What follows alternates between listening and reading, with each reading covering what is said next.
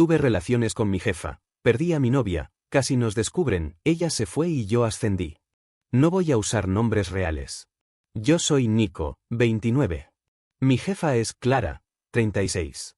Estoy, o estaba, en una relación de 4 años con Sara. Clara está casada con Hugo, un consultor que vive casi en aviones. Si todo esto suena a receta para el desastre, esperen a los detalles. Trabajo en producto. A inicios del trimestre hubo una reestructura, recortaron 2 equipos y fusionaron el nuestro con otro. Clara quedó al mando de 12 personas y un objetivo absurdo, lanzar una versión imposible en 8 semanas. Quien ha sobrevivido a un sprint así sabe que no hay fines de semana, solo días con distinto nombre. Clara no era la típica jefa distante. Tenía ese estilo eléctrico, camina rápido, habla rápido, resuelve rápido. Pero también tiene los ojos más cansados del mundo cuando cree que nadie la mira. A mí me adoptó como su PM bombero, donde había incendios, me mandaba. Y sí, me encantaba. En la primera semana me dio feedback como nadie, directo, honesto, con ejemplos. Tienes buen radar para el caos, Nico, pero necesitas ponerle números, me dijo, y me abrió un documento con métricas que aún hoy uso. Sara, mi pareja, odiaba esos horarios. No la culpo. Empezamos a vivir como roommates, yo salía antes de que ella despertara y volvía con la cabeza ardida. Le prometí que sería temporal. Mentí sin querer, uno cree que controla el tiempo hasta que el tiempo te pasa la factura. El favor inocente llegó un jueves, 10:47. Mensaje de Clara en el chat, sé que es tarde, ¿puedes ayudarme a preparar las preguntas para la demo de mañana? El cliente es ácido. Te debo una. Le dije que sí. Me mandó un enlace, a los 5 minutos, un documento lleno de comentarios. Trabajamos en silencio compartido casi 1 hora, de pronto, un comentario suyo, olvidé cenar. Otro mío, yo también. Pausa. ¿Te pido algo? Prometo pagarte en café. Pedimos comida, seguimos puliendo el guión. A medianoche, un audio suyo, voz grave y baja por el cansancio. Gracias, en serio. No todos se quedan a remar. Lo volví a escuchar 3 veces. No era coqueteo, era gratitud, pero la línea ya no estaba donde había estado antes. Al día siguiente la demo salió perfecta. Clara me palmeó el hombro y, delante de todos, me dio crédito. Si esto funcionó, fue por el trabajo de Nico anoche. La ovación me subió como calor a la cara. Sara me escribió, ¿nos vemos a cenar? Te extraño. Le respondí que esa noche teníamos retrospectiva.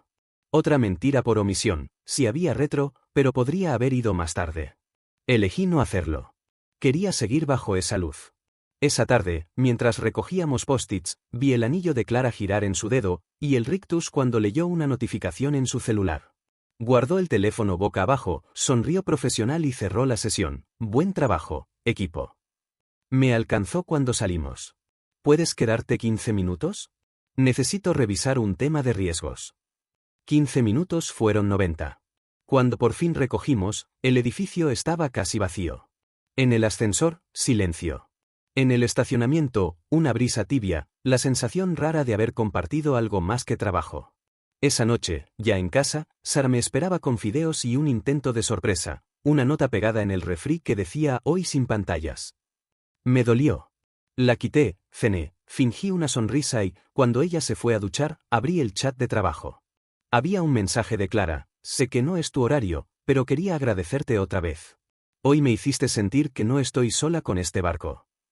Respondí, tampoco yo.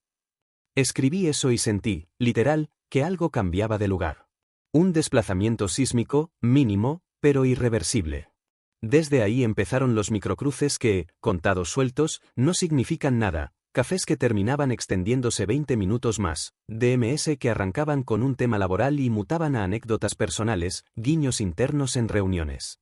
Mis amigos del equipo lo notaron antes que yo. Te estás quemando, bro, dijo uno. O te están poniendo reflectores. En casa, Sara olía el humo, pero no el origen. Se preocupaba por mi sueño, me ofrecía masajes, proponía escapadas cortas. Yo prometía fechas que cancelaba por incendios. Cuando intentaba hablar de nosotros, yo cambiaba el tema. Me escucho ahora y me quiero sacudir. El quiebre llegó un lunes. Clara me pidió acompañarla a una visita con un cliente que había amenazado con irse. Quiero a alguien que haga las preguntas incómodas sin hacerlo personal, dijo. Viaje relámpago de un día. 2 habitaciones reservadas, horarios medidos al segundo. La reunión fue intensa, pero salimos airosos. En el taxi de regreso al hotel, sí, íbamos a dormir para luego regresar temprano, ella miró por la ventana y dijo sin verme, a veces siento que vivo en modo avión. No supe qué responder. Esa noche, ya tarde, tocó mi puerta con una bolsa de papas y 2 aguas. No puedo dormir cuando mi cabeza sigue en la sala del cliente, dijo. Entró. Hablamos. Largo. De métricas, de gente, de miedos. De su matrimonio distante y de mi relación en piloto automático. En algún momento, su mano tocó la mía de forma fortuita, y no la retiró enseguida. No nos besamos esa noche. No pasó nada que pudiera fotografiarse. Pasó, en cambio, todo lo que prepara al resto. A partir de ese momento, nuestras vidas entraron en otro carril. Clara empezó a derivarme proyectos de alto impacto, yo empecé a medir mis días por la frecuencia de sus mensajes. Sara dejó de preguntarme a qué hora volvía y empezó a preguntarme si volvía. Y yo, cobarde, empecé a contestar con silencios cómodos.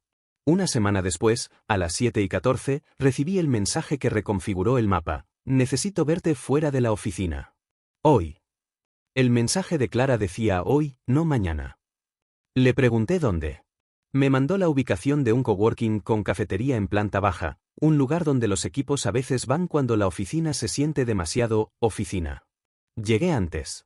Pedí 2 tés porque me pareció menos comprometedor que café a esa hora, los dejé sudar sobre la mesa como si fueran 2 relojes. Clara entró con esa mezcla rara de prisa y cansancio que solo he visto en gente que carga cosas que no caben en los hombros. Sin maquillaje de batalla, sin chaqueta. Sonrió como quien pide permiso para respirar. Gracias por venir. No hablamos de inmediato del motivo. Hicimos el rodeo profesional, el cliente, los pendientes, el roadmap. Después ella miró hacia la ventana, como si buscara una palabra precisa, y soltó, no quiero que me leas como jefa por un minuto. Solo como persona. Asentí, con miedo de parecer demasiado disponible. Dijo que llevaba semanas sintiéndose admin de su propia vida, que marcaba checklists que no reparaban grietas. Que cuando llegaba a casa había silencio, no porque fuera un lugar sereno, sino porque todo ruido era de pantallas. Y cuando en el trabajo alguien entiende lo que digo sin que tenga que traducirme, me aferro. Sé que no es justo. Yo tragué seco. Le conté de Sara, de cómo nos estábamos volviendo eficientes pero no cercanos, de las charlas que terminaban en luego vemos y de mi vicio de quedarme un poco más en los lugares donde me sentía útil. No hubo violines. Hubo honestidad torpe. En algún punto, ella tomó una de las tazas, la que yo no había tocado, y dijo, ¿odias el té? Sonreí, pensé que café a esta hora era una mala idea. Se rió con ganas, y por unos segundos no fuimos jefa y subordinado, ni 2 personas atadas a otras 2. Fuimos 2 personas riéndose. Fue peligroso porque fue fácil. Acabamos pactando reglas, ridículas, lo sé, pero en ese momento sonaron valientes, nada de mensajes fuera de horario a menos que sea urgente, nada de reuniones. A solas si se puede evitar, y, sobre todo, nada de conversaciones personales durante entregas críticas. Las escribí en una nota de mi teléfono como si enumerarlas les diera poder. Después ella apagó ambos tés, me miró más serio y dijo, no quiero que esto te lastime ni me lastime. Yo respondí, a mí también me da miedo. Nos despedimos con un abrazo raro, demasiado largo para colegas, demasiado corto para amigos. Al día siguiente el universo probó nuestro pacto. Incendio. Un bug en producción que provocaba que un flujo clave se quebrara al azar. Mitad del equipo en modo pánico, el otro intentando reproducirlo. Clara me pidió que liderara el War Room. Lo hice. A medianoche, con el parche listo y los dashboards volviendo a su línea, salimos del call y nos quedamos solos en el chat de equipo como si después del aplauso viniera el silencio. Ella me escribió, te debo la vida. Yo, me debes una cena con carbohidratos. Ella mandó un emoji de tenedor. El jueves apareció un nuevo elemento en el tablero. Lucho, un senior con olfato para la dinámica humana, me soltó en la cocina, ojo, Nico. Cuando el sol pega desde arriba, cualquier sombra parece más grande. Traducido, ya nos estaban mirando. Me fui con la frase clavada. Ese viernes había reunión 1 con Clara. En teoría, era para hablar de mis objetivos del trimestre, en la práctica, fue una disección quirúrgica de mis mejores y peores hábitos. Tomó mi documento de OKRS y lo reescribió conmigo, esto es cuantificable, esto es humo, aquí falta dueño, aquí falta fecha. Me gustó sentir que alguien esperaba más de mí que mi propia inercia. Al terminar, se hizo un silencio que no sabía a pendiente. Ella fijó la vista en la esquina de la mesa y dijo, bajito, hoy discutí con Hugo. No debía preguntar, pregunté. Por agenda, por ausencia, por nada y por todo. Asentí como quien escucha lluvia detrás de una pared. Quise decir lo siento, pero recordé la regla y tragué la frase de regreso. La primera línea se cruzó en el estacionamiento, semanas después, sin música dramática. Era tarde, lloviznaba apenas. Yo llevaba una caja con laptops que habíamos usado en una prueba. Ella cerró su maletín y, antes de subir a su auto, se quedó quieta, como si la hubiera alcanzado un mensaje. Me miró, no a los ojos sino al territorio entre mi ceja y mi frente, y murmuró, gracias por quedarte. La abracé sin pensarlo. Fue un abrazo siamesa de agotamiento y gratitud. Y cuando nos separamos, nos quedamos demasiado cerca. Uno de esos segundos elásticos donde cabe un mundo. No sé quién se inclinó primero, pero nos besamos. Fue un beso torpe, breve, tembloroso. Apenas un gesto. Bastó para que todos los pactos se quedaran escritos en una nota inútil. Nos apartamos como si el concreto hubiera dado un chispazo. Esto no pasó, dijo ella, sin convicción. No pasó, repetí, y quise creerme. Subió al auto, yo al mío. En el retrovisor me vi como alguien que se ha puesto la ropa de otra persona y finge que le queda. Esa noche, Sara me esperaba con una película vieja y un bol de palomitas. Me senté a su lado, le tomé la mano y por un rato jugué a que el mundo era lineal. Pero cuando se apoyó en mi hombro, sentí una culpa sin forma. A medio filme, mi teléfono vibró. Fui al baño a mirar. Era Clara, lo siento. Miré mis manos, escribí yo también y dejé el teléfono boca abajo sobre el lavamanos. A partir de ese beso, las distancias cambiaron de escala. No nos escribíamos más seguido, pero cada mensaje pesaba el doble. Las reuniones grupales eran un deporte de contención. Alguien contaba chistes y yo me reía con medio rostro, cuidando que la otra mitad no delatara nada. Lucho seguía observando desde su perímetro. Un martes me dijo, no confundas reconocimiento con salvación. Me molestó su tono, pero me salvó la sentencia, la dejé dando vueltas adentro. La segunda línea se cruzó en una sala de reuniones vacía, un sábado que solo iríamos a revisar el plan del release. Íbamos a estar 2 horas. Se volvió tarde. Las luces automáticas se apagaron 2 veces y las reactivamos moviendo los brazos como muñecos. Reímos. Luego ya no reímos. Cuando cerramos laptops, nos quedamos sentados viendo el reflejo de nuestros rostros en el cristal de la mesa. No podemos seguir jugando a que no pasa nada, dijo. Y no pasamos página, la rasgamos. Ese sábado empezó con excusas. A Sara le dije que teníamos que cerrar un backlog antes del lunes, y que era mejor hacerlo sin interrupciones. ¿Lo creyó, o quiso creerlo? Yo mismo quise pensar que era cierto, que estaba yendo a la oficina por un motivo legítimo. Pero la verdad es que ya no importaban los bugs ni los KPIs. Importaba que Clara estaría ahí. Llegué con un six de energéticas y la convicción de que iba a ser un día técnico. Clara ya estaba instalada en la sala, descalza, con la laptop frente a ella y el cabello recogido de cualquier manera. Esa imagen me desarmó, no era la jefa, era Clara, una persona que había decidido sacrificar su sábado por una pila de post-its digitales. Cerró la laptop cuando me vio. «Trajiste vida líquida», dijo señalando las latas. Sonreímos como cómplices. Durante un par de horas hicimos lo que dijimos que íbamos a hacer, mover tarjetas, revisar dependencias, calcular riesgos. Pero la concentración se fue diluyendo como tinta en agua. Terminamos hablando de música, de películas que nos habían marcado, de cómo ninguno de los dos soportaba el sonido de las notificaciones a la medianoche. En algún momento, Clara contó la historia de cómo conoció a Hugo. En un congreso, ella nerviosa con una presentación, él apareciendo como salvador improvisado con un cable que faltaba. Era todo lo que necesitaba en ese momento, dijo. La frase se me quedó grabada. Las luces automáticas se apagaron. Nos levantamos agitando los brazos como niños, riéndonos mientras los sensores reaccionaban. Y ahí se instaló el silencio. No un silencio incómodo, sino uno denso, como si el aire supiera lo que venía. Cerramos laptops casi al mismo tiempo, sin acordarlo. Nuestras sillas quedaron una frente a la otra. Yo sentía que había un precipicio invisible en medio de la mesa. Clara fue la primera en hablar. No podemos seguir actuando como si no pasara nada. Su voz temblaba, pero no por debilidad, por decisión. Lo sé, respondí. Ella bajó la mirada, y luego la subió de golpe, como quien decide atravesar un umbral. Si damos este paso, no hay vuelta atrás. Esa frase debería haber sido un freno. En cambio, fue un motor. Nos inclinamos casi a la vez. El beso fue distinto al del estacionamiento, sin prisa, pero con hambre acumulada. Ya no había reglas escritas en ninguna nota. El mundo entero se redujo a esa sala, a ese cristal frío reflejando dos figuras que por fin dejaban de contenerse. No fue una escena de película, hubo torpeza, risas nerviosas, la sensación absurda de que alguien podría entrar en cualquier momento. Pero tampoco hubo pausa. Como si hubiéramos ensayado años ese instante, dejamos que sucediera.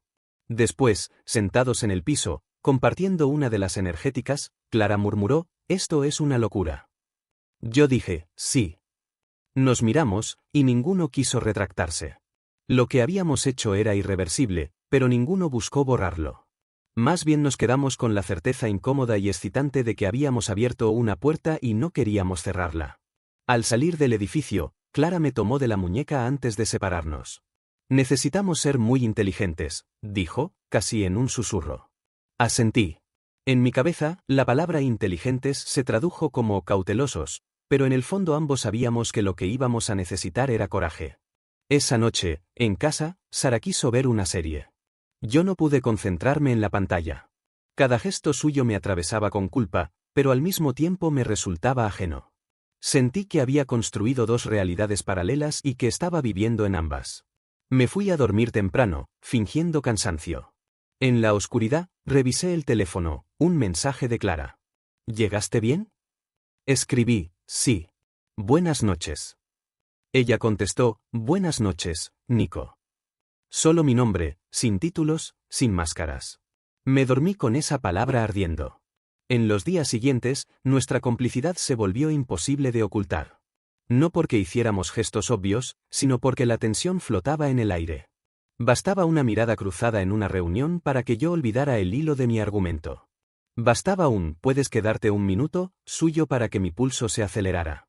Lucho, el observador silencioso, me lanzó una frase en la cafetería. Cuando la gente empieza a hablar de química, lo que en verdad dicen es que están viendo fuego. Me quedé helado. Pero junto con la adrenalina llegó algo más, el poder. Clara empezó a confiarme decisiones críticas, presentaciones de alto nivel, responsabilidades que antes reservaba para sí misma. Yo me descubrí más seguro, más escuchado. El equipo notaba el cambio, «Nico está en racha», decían. Y yo sonreía, sabiendo que esa racha tenía un origen secreto. Claro que la tensión también tenía un costo. Sara empezó a preguntarme cosas incómodas. «¿Por qué siempre vuelves tan tarde? ¿Por qué sonríes cuando revisas el teléfono?» Yo respondía con evasivas, con bromas. Pero cada vez que ella intentaba tocar fondo, yo cambiaba de tema. El abismo entre nosotros se ensanchaba, y en vez de construir un puente, yo me dedicaba a mirar el otro lado. El punto de no retorno estaba más cerca de lo que creíamos. Y no fue en un hotel ni en un viaje. Fue en un lugar mucho más banal, mucho más cotidiano, la propia oficina, un martes cualquiera. Era martes, mediodía. El equipo estaba disperso en reuniones externas y el pasillo principal sonaba hueco. Clara y yo estábamos en una sala pequeña, de esas que casi nadie usa porque la mesa apenas cabe. Supuestamente estábamos revisando un documento de estrategia, pero la verdad es que ninguno de los dos podía concentrarse. Había frases a medio terminar, gráficas que no mirábamos. Lo único que llenaba ese espacio eran nuestros silencios tensos. De pronto, ella cerró la laptop de golpe. El sonido metálico me sacudió. «No puedo seguir así», dijo, con la voz más quebrada que le había escuchado jamás. Me quedé inmóvil, esperando que siguiera. Es agotador fingir que solo somos jefe y empleado, cuando cada vez que entras por esa puerta siento que me estoy rompiendo. La confesión flotó en el aire como una cuerda estirada al máximo. Me acerqué. No lo pensé. La abracé. Esta vez no hubo titubeo ni torpeza. Fue un abrazo consciente, desesperado, de dos personas que habían estado conteniendo algo demasiado tiempo. El beso vino solo, inevitable, como si hubiera estado escrito en la agenda. Y no fue breve ni tímido, fue un choque, un desborde.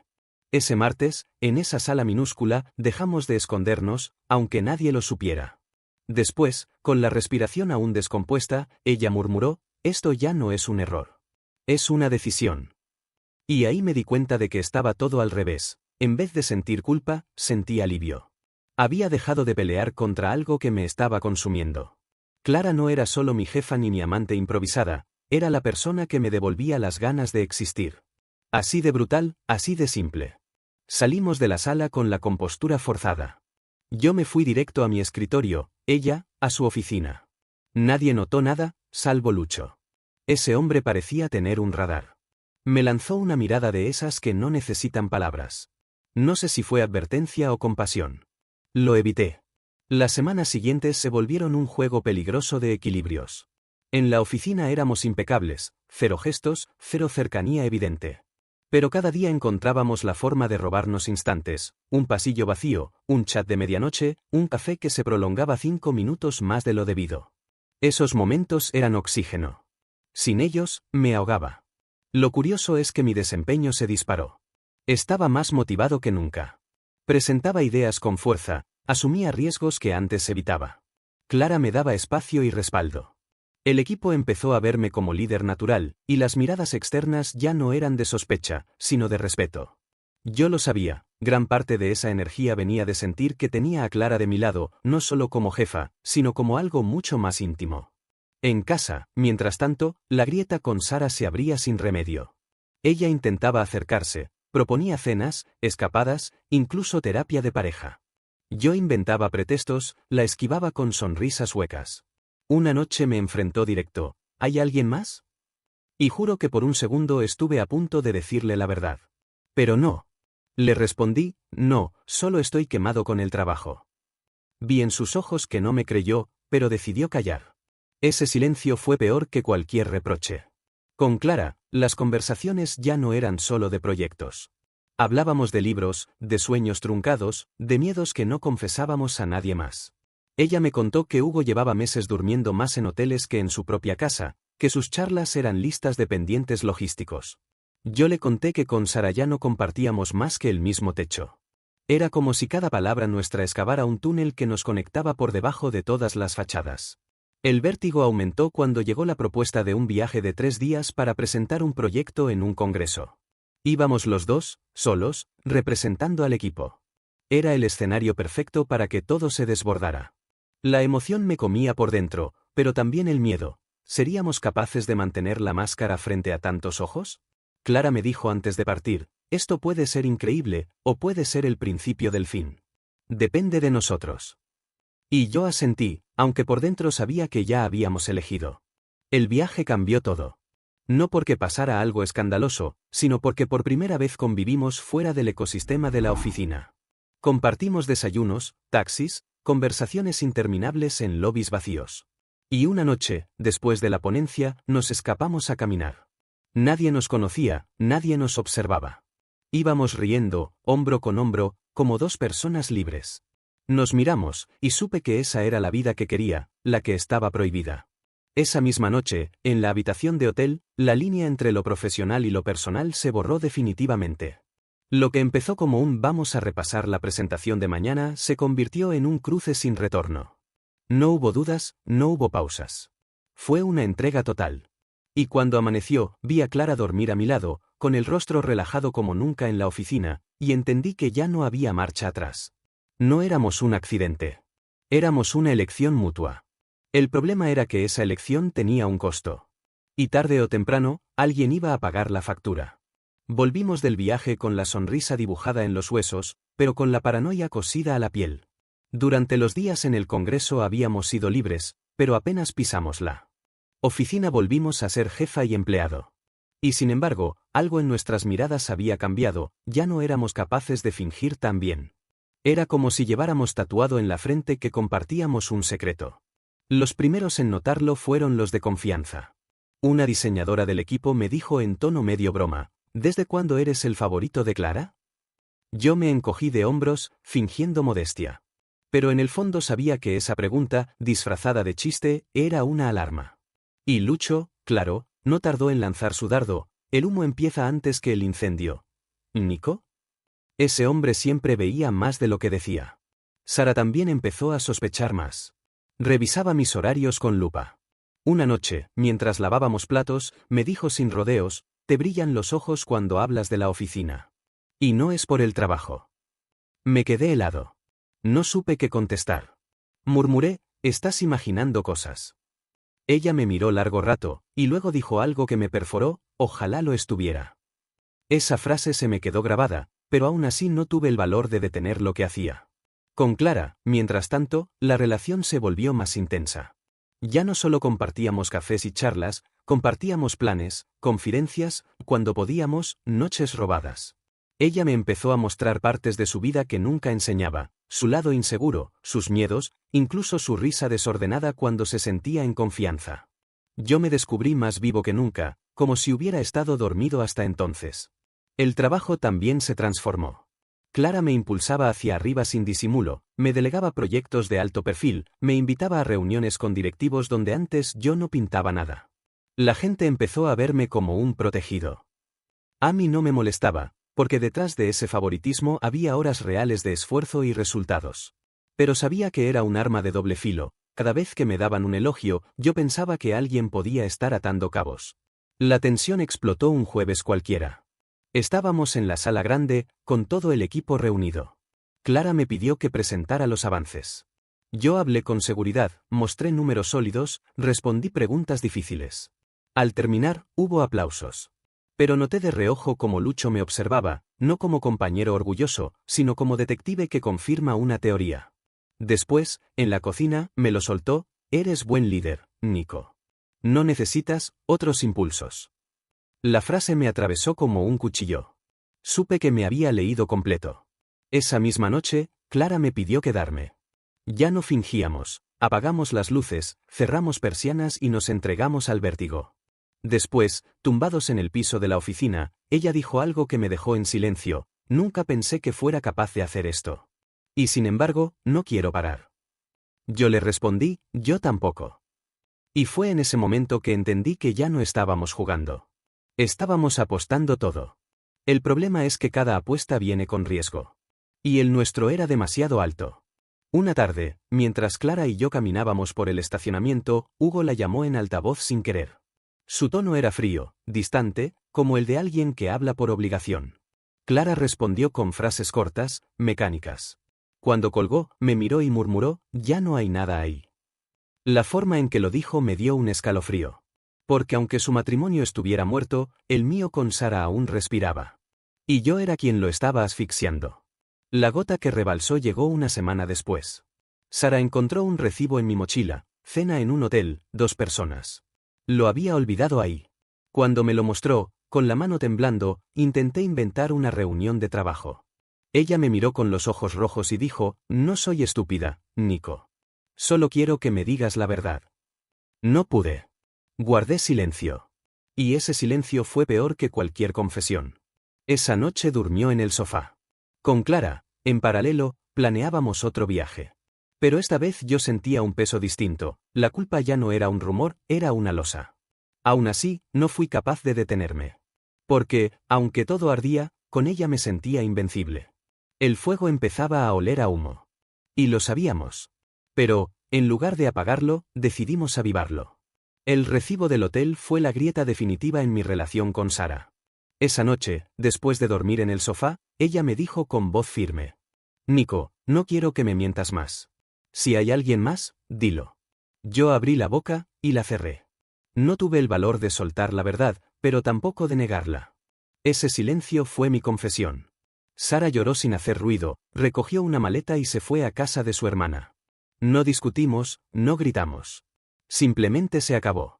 Me quedé en el departamento vacío, mirando las luces de los edificios vecinos, sabiendo que yo mismo había dinamitado mi vida estable. Y aún así, en medio de la culpa, había una chispa de liberación: ya no tendría que fingir con ella. Clara, al enterarse, reaccionó con una mezcla de culpa y ternura. No era lo que quería para ti, me dijo mientras me acariciaba la mano. Yo respondí que la elección había sido mía, que si algo había aprendido en todo esto es que nada me había arrastrado. Yo había corrido hacia ella, con los ojos abiertos. Y por primera vez la vi sonreír sin reservas. El problema es que no éramos solo nosotros. El rumor en la oficina empezó a crecer.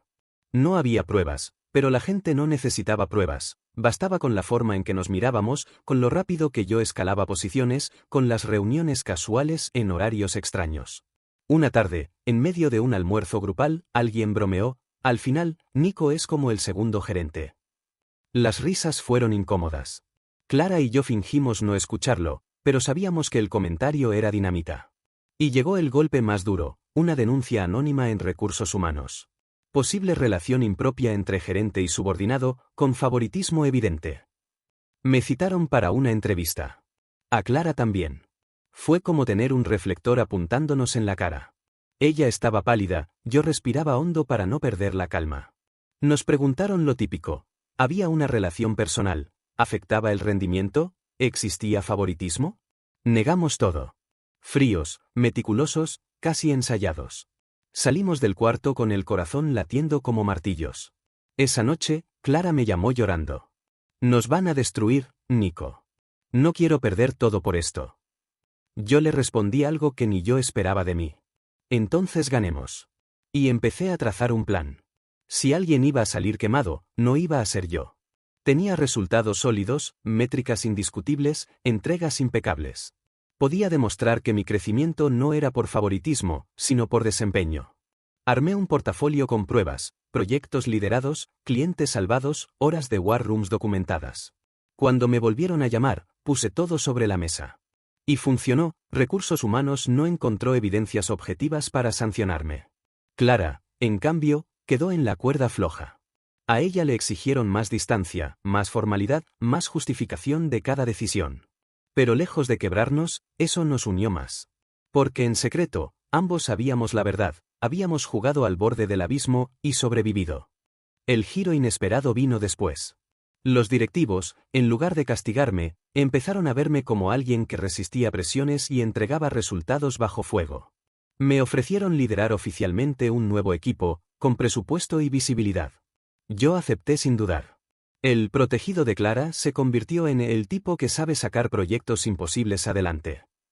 Y mientras tanto, Clara me susurró una noche: tal vez el que gane seas tú, incluso más que yo. Yo no lo dije en voz alta, pero lo pensé, tenía razón. Y esa certeza, por primera vez, me dio más vértigo que culpa.